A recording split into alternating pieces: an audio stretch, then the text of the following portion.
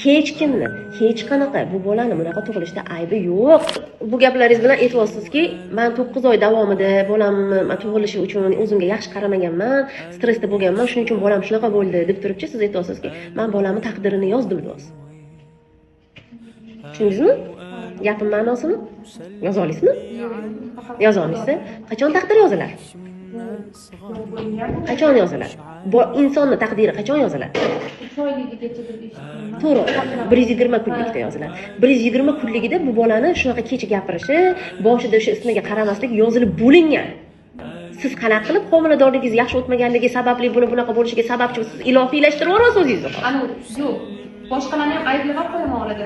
Shu asabimni qilmagan. Agar o'sha odam shu bolangizni shunaqa bo'lishiga sababchi bo'lgan bo'lsa, bilingki, u ilohiy insondir, u taqdir o'zgartirishga qodirdir. Tushunasizmi?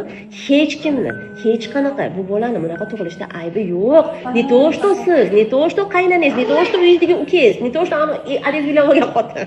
Men mana shu videoyingizni ko'rdim, aytganingiz